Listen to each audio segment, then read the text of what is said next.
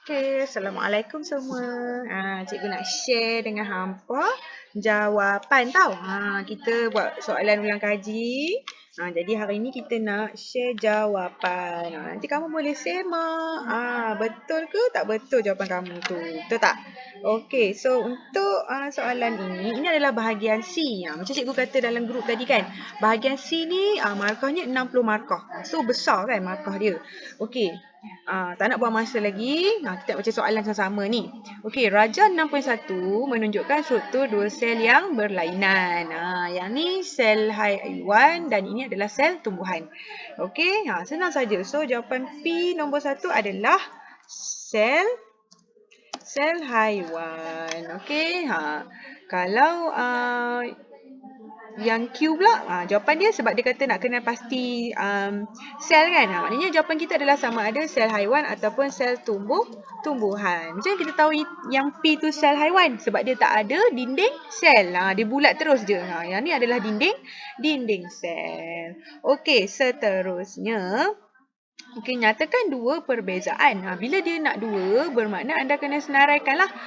Cikgu perlu tak kita tulis dengan apa orang kata what we call jawapan berbunga-bunga?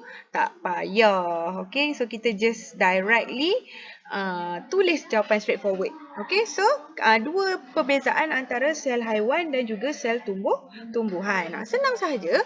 Okay, adakah kita kena tulis sel haiwan? Tak payah. Kita tulis sel P. Okay, sel P tidak mempunyai dinding sel. Manakala sel Q mempunyai dinding sel. Cikgu adjust sikit. Itu baru satu point. Point yang kedua pula, baru satu markah tu. Maknanya markah, kalau nak dapat satu markah ni, anda kena orang kata apa? Manakala. Maknanya jawapan kita tu kena ada perbandingan. Kita tak boleh tulis sel P mempunyai dinding sel. Tapi sel Q ada ke tak ada? Kena nyatakan. Okay? So seterusnya, yang kedua, sel, sorry. Okay, letak kat sini. Okay, so sel P mempunyai sel P tiada apa? Tiada kloroplas. Manakala sel Q mempunyai apa? Mempunyai kloroplas.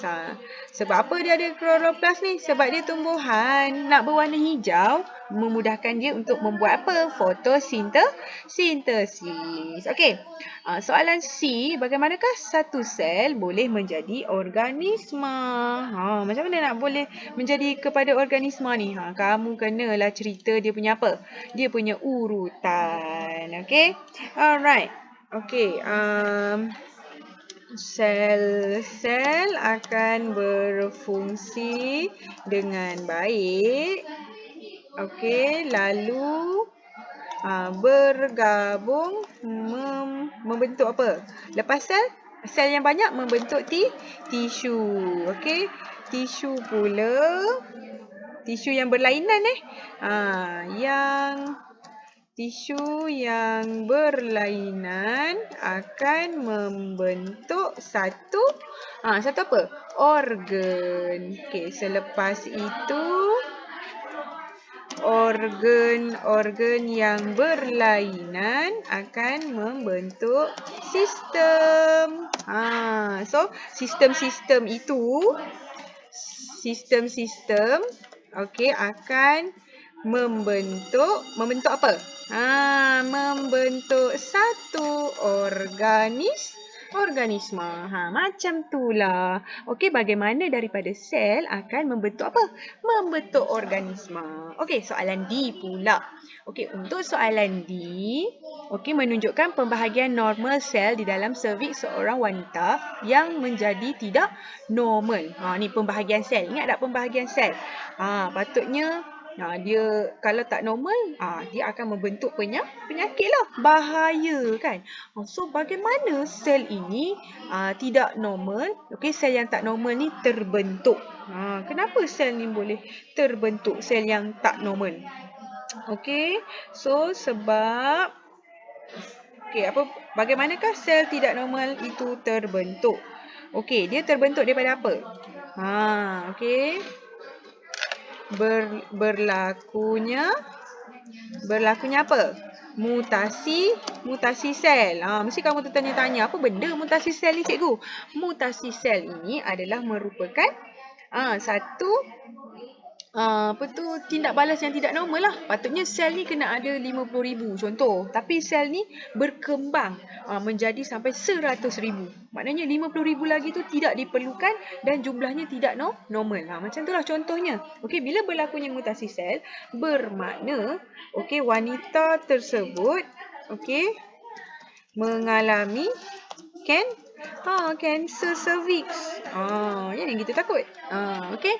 So berlakunya mutasi sel. Pembahagian sel tidak berlaku dengan normal. Okey. Mutasi sel ni ada banyak sebab lah. Mungkin daripada pemakanan ke, ataupun dia terdedah kepada radioaktif. Right? Okey, so itu adalah soalan bahagian sorry. Ini saya pergi jawab soalan dekat bawah pula nah. Okey, kita padam sangat. Okey, berlakunya mutasi sel, kita tambah sikit. Dan pembahagian sel tidak terkawal. Okey, sebab itulah bahaya, kita kena jaga kesihatan. Okey, apakah yang mungkin terjadi kepada wanita itu? Sel patutnya ada 50,000, tapi kat dalam badan, kat cervix dia dah ada sampai 100,000. Lepas tu ataupun sel tu patutnya bentuknya bulat, tapi sekarang bentuknya dah berubah. So bermakna wanita itu mengalami apa? Wanita itu mengalami kanser cervix. So sel-sel yang tidak normal ni kita akan gelarkan dia sebagai kanser. Okey, so kena faham yang tu. Okey, itu adalah soalan nombor 6. Okey, seterusnya kita nak bincang soalan nombor 7. Okey, dia bagi pernyataan. Dia kata manusia adalah satu bentuk jirim. Apakah itu jirim? Jirim ada 2 faktor, betul tak? So anda kena masukkan kedua-dua faktor. Okey, jirim ni adalah bahan yang mempunyai apa? Bahan yang mempunyai jisim serta memenuhi ruang. Jawapan kamu mesti ada kedua-dua item ni. Kalau tak ada, nanti salah lah. Sebab markah dia satu je. Kamu kena bubuh dua-dua ni. Okey. Nyatakan satu contoh untuk bahan yang bukan jirim. So bukan jirim ni mana kata mungkin dia ada jisim tapi dia tak penuhi ruang, ataupun dia memenuhi ruang tapi dia tak ada jisim. Okey, dia nak satu kan. So salah satunya kita boleh bubuh cahaya, ataupun kita boleh bubuh bunyi. Apa boleh juga. Okey, itu adalah apa-apa yang sesuai lah. So ni jawapan saya. Kalau ada jawapan lain boleh PM saya lah. Okey, nombor 7C pula. Adakah asap merupakan sejenis jirim? Jelaskan jawapan anda. So asap ni jirim ke tak? Jawab dulu soalan ya ataupun tidak. So jawapannya ya. Asap merupakan jirim. Kerana apa? Kerana asap memenuhi ruang dan saya je ruang tak betul dah ni. Memenuhi ruang dan apa? Mempunyai jisim. So that's why lah asap ni kita boleh kategorikan dia sebagai apa? Sebagai jirim. Okey. Lukiskan gambar rajah gas hidrogen. So kalau nak lukis gambar rajah tu, nanti kamu lukis, nanti PM kat cikgu. Cikgu tandakan So kamu kena buat bentuk bulat dan jarak-jarak lah. Okey. Alright. Seterusnya untuk E, Jika sejumlah asap dimasukkan ke dalam sebuah bekas dan diperhatikan di bawah mikroskop, corak zigzag boleh diperhatikan. Kenapa asap ni kita boleh perhatikan corak zigzag? Sebab yang pertama sekali, zarah-zarah udara adalah kecil kan. Zarah-zarah udara kecil. Dan ini poin yang kedua untuk markah yang kedua. Okey. Ia bergerak secara rawak. So pergerakan secara rawak tu macam mana? Bentuk zigzag tadi. Okey. So itu adalah apa yang terjadilah bila kita masukkan asap ke dalam sebuah bekas dan kita perhatikan di bawah mikroskop. Okey. Seterusnya, okey. Dia tanya soalan untuk F. Adakah matahari juga sejenis jirim? Bila soalan adakah, maknanya kamu kena buat apa? Kita kena jawab ya ataupun tidak. Okey, so jawapannya adalah ya. Okey. Ya. So, kenapa matahari merupakan jirim? Okey, sebab matahari adalah jirim dalam kategori plasma. Matahari adalah jirim dalam kategori plasma. So itu adalah dua markah yang kedua. Markah yang pertama adalah ya dan markah yang kedua adalah plasma. Okey, habis soalan yang ketujuh. Okey, untuk soalan ketujuh ni kita ada berapa markah? 1, 2, 3, 4, 5, 6, 7, 8. Okey, markah per 7 soalan per 8. Berapa kamu dapat? Okey, soalan seterusnya untuk soalan 8. Okey, Rajah 81 menunjukkan 3 jenis jirim. Okey, untuk A, tentukan sama ada jirim di atas adalah elemen, campuran atau sebatian. Macam mana kita nak jawab soalan ni? So, anda kena buat P apa dia, Q apa dia dan R adalah apa. Tak perlu bagi nama. Okey, walaupun kat sini ada merkuri, kita nampaknya macam air dan ini adalah macam nasi kan. Contoh. Okey, so no need. So what you do is that terus tulis. Dia dah bagi pilihan kat kita.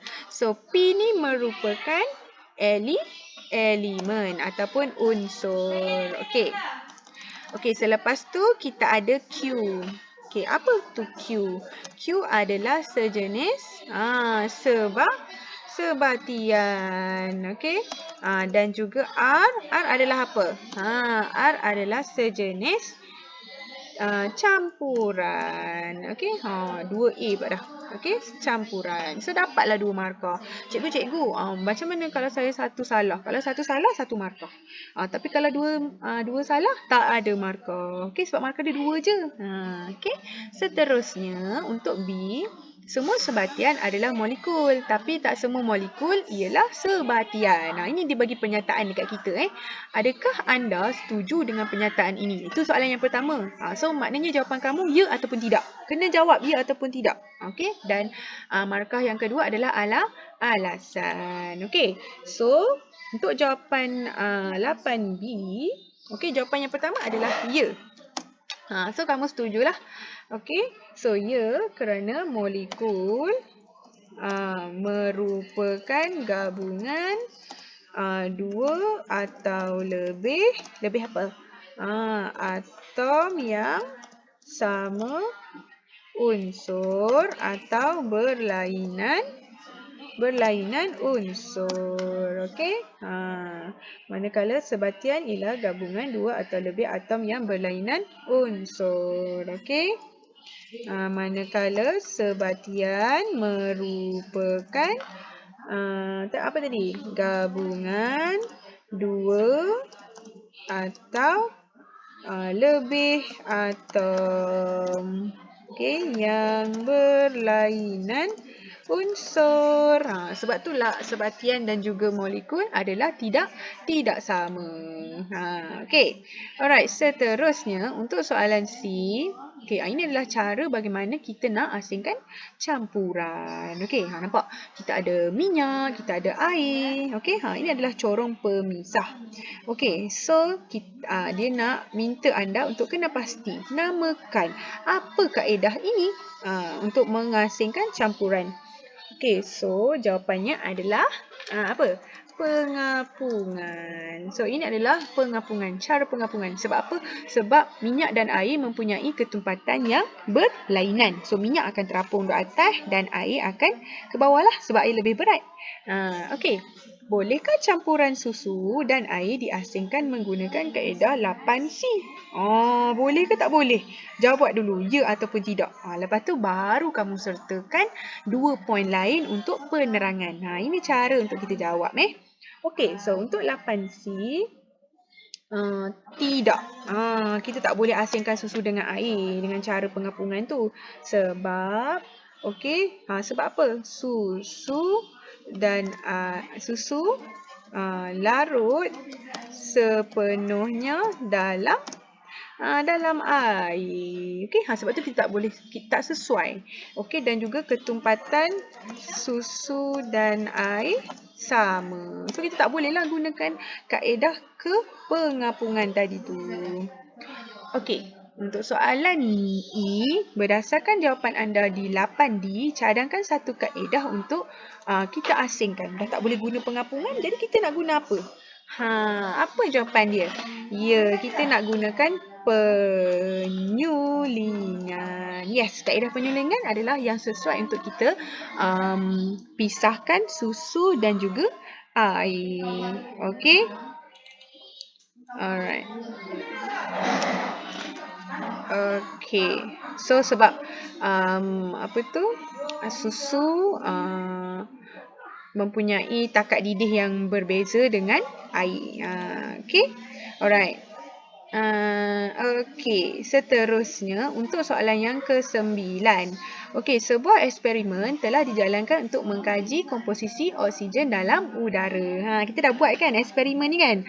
Yang kita ambil air, lepas tu kita ambil gelas, kita masukkan lilin kan? Lama-kelamaan air akan masuk ke dalam gelas kita dan lilin akan terpadam apinya. Betul tak? So apakah pemerhatian yang boleh dibuat dalam eksperimen ini? Bila pemerhatian, bermakna kita kena buat apa? Kalau pemerhatian ni makna kata kita kena buat apa? Kita kenalah menggunakan kelima-lima panca indera kita tadi tu. Alright, so apa jawapan dia? Apa yang kita dapat lihat kan? Untuk kita perhatikan dalam eksperimen ni. So, lilin akan terpadam. Dan aras air meningkat. Aras air meningkat dalam gelas. So itu dua jawapan. Lilin terpadam dan aras air akan meningkat dalam gelas. Kalau ditanya, apa itu inference? Inference ni kesimpulan daripada pemerhatian kita. Contoh kan, dia menangis. Jadi kamu buat kesimpulan, mungkin dia lapar. Contoh. So mungkin dia lapar tu adalah inference kita lah. Kamu buat kesimpulan yang pelajar tadi menangis tu sebabnya dia lapar. Sama dengan eksperimen ni. So pemerhatian kita, lilin terpadam dan juga air memenuhi ruang gelas dalam gelas kita. So apa kesimpulan yang kita boleh buat? Kita boleh buat apa? Kita boleh mengatakan yang oksigen diperlukan dalam pembakaran. So oksigen diperlukan dalam pembakaran. So lilin terpadam sebab apa? Sebab oksigen habis. Kan? So bila oksigen habis dan aras air meningkat, kerana apa? Kerana mengambil tempat dalam gelas. So gelas tu akan represent berapa banyak oksigen yang ada di dalam gelas yang tertangkup tadi. So oksigen diperlukan dalam pembakaran, lilin terpadam sebab oksigen habis dan aras air meningkat, menunjukkan bilangan apa? Menunjukkan peratus oksigen dalam udara. Macam itulah. Jawapan yang tepat. Okay. So, berdasarkan eksperimen di atas, berapakah peratus oksigen yang terdapat dalam udara? Berapa agak-agak kamu? 20%. Sekejap kita cari. Okey, 20%. Okey. So sebenarnya dalam eksperimen ni kita kena letakkan gelang kan. Kita bahagikan lebih kurang 5 bahagian. So 5 bahagian tu kita anggap kalau satu ras gelang tu maknanya 20% lah. Okey. So, adakah kuantiti karbon dioksida di dalam gas akan berubah? Bila ada soalan adakah, maknanya kamu kena jawab ya ataupun tidak dulu. Baru dapat markah 1. Faham?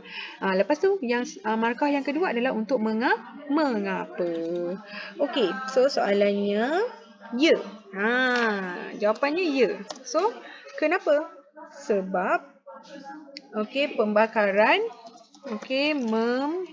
pembakaran apa tu?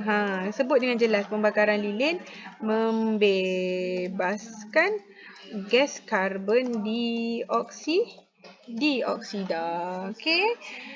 So 2 markah. Ya 1 markah, pembakaran lilin membebaskan karbon dioksida. So 2 markah lah kat situ. Okey, last but not least, sebuah eksperimen yang lain telah dijalankan dengan menggantikan udara di dalam gelas dengan udara hembusan. Okey, maknanya kita tak gunakan lilin. Kita sekarang gunakan udara hembusan. Yang kita bernafas ni kita hembus. Okey, ramalkan apa yang berlaku. So, apa yang akan berlaku kelas? Agak-agak kamu. Lilin akan terpadam lebih cepat. Kenapa lilin terpadam lebih cepat? Kerana kurang kerana bilangan udara hembusan lebih bilangan udara pula kerana kandungan barulah betul kan, kandungan oksigen dalam udara ejaan tak betul, hembusan lebih rendah. Okey, so lilin akan terpadam dengan lebih cepat. So itu adalah jawapannya. Kalau sebelum ni, kalau dalam eksperimen ni mungkin dia ambil masa dalam 5 second. Tapi bila kita gunakan udara hembusan, mungkin lilin tu akan terpadam lebih kurang 3 second. Okay, so macam itulah jawapannya. Okay, sampai di situ sahaja. Nanti kamu jumlahkan semua markah, tulis dalam kehadiran kita. Okay, baik. Assalamualaikum. Terima kasih semua.